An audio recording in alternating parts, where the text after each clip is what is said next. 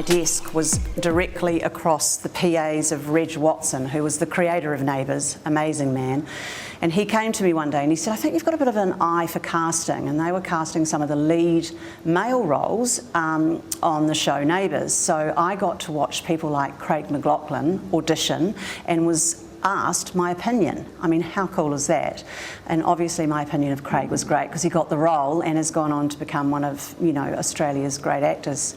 So those sorts of things were at the time quite normal, but when I look back in hindsight now, they were pretty amazing opportunities, and the likes of the creators, Reg Watson, just unbelievable, not to mention, you know, personally working with Reg Grundy, you know, someone who founded that production company and had a vision and, you know, had the ability to put great people around him. I got a position at Shortland Street as a production coordinator, and that is a machine, that environment. And I was there in its real heyday when people like Tim were core cast, and the amazing Robin Malcolm and Paul Gittins, and that real sense of the first time we knew we had a serious soap in the country that was going to work and rate. So that role was enormous for me. I did that for 4 years and pretty much know every nit, knot, wart and all, what's the word, nook and cranny in that system at the time. Multi-camera, multi-episodic, fast turnaround drama. I think everyone has had a piece of that pie that is serious about the industry in New Zealand, and I take my hat off to everyone that's still there. God knows how they've done it, but it has turned into a major training ground, you know, fantastic for not just production actors, but for, you know, anybody in the industry. Shatner is incredible, absolutely amazing, generous, kind, incredibly professional. He actually came out only for 3 days, and we scheduled and shot everything of his in that time frame. It was a lovely fireside children's drama series, very traditional of the BBC kind of format. And he played the narrator and the curator, so he would basically intro and set up each story. So it was a really clever designed format using a big star, and it sold extremely well internationally.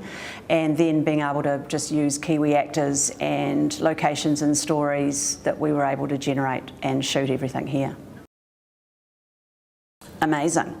You know, casting the likes of Antonia Preble in her first major role, Michelle Ang. I mean, these were young teenage girls who had incredible talent and incredible journeys that they've had, and I've been so proud to have been there from the beginning. It's just been wonderful. There's always challenges in drama, particularly fast turnaround, working with children and animals, and multi-episodically, which you can't really do in a lot of other countries because of the way fees are structured. So we were really, really innovative and cutting edge at that time. It was crazy. It was totally ahead of its time. It was kooky and crazy and involved superheroes, and at the time people thought we were mad, and we probably were, because it was something that Ray really felt the audience was ready for, and he was probably a little bit early. I think he was 5 years ahead of his time, and that was Ray, you know, that was the way that Ray thought. He had been a previous head of BBC drama content, so he was pretty astute. I know it still sells today around the world, and I know a lot of people get it more now. In terms of Robin Malcolm and some of the fun we had on set, it was pretty kooky, pretty kooky. I was the producer that relocated it back to Wellington and ran it out of Avalon for the first 2 years. On our very first episode, Wellington flooded, so it's live, and we were live to air, obviously, and all of our guests were stranded. So we had no first guests for the first hour, and we were getting people like Billy Graham to bike on his, you know, on his bicycle, because he lived in Lower Hutt. We were basically going through the talent sheets, who lives local, Mark Sorensen, Billy Graham, let's get them in, and they were literally coming in and filling without any pre-production or any idea. So you can imagine that experience, and that was on the very first day we went live out of Avalon. Lisa Manning was my host. That was her first broadcast that day. Fantastically experienced broadcaster, Lisa, so I must take my hat off to her too. I was very lucky to have her as a producer on a show of that size and of that, you know, of that nature. She became a great colleague. Dancing with the Stars was a glamorous show, and it actually did bring out essentially the more feminine side of my producing days, and as a woman, I'm very grateful for that show. And it was incredibly glamorous the way that we produced it, with the likes of Carl Doy and a full live band. It was incredibly elegant to work with someone like Jason Gunn, who is not only a host, but he's a producer in his own right.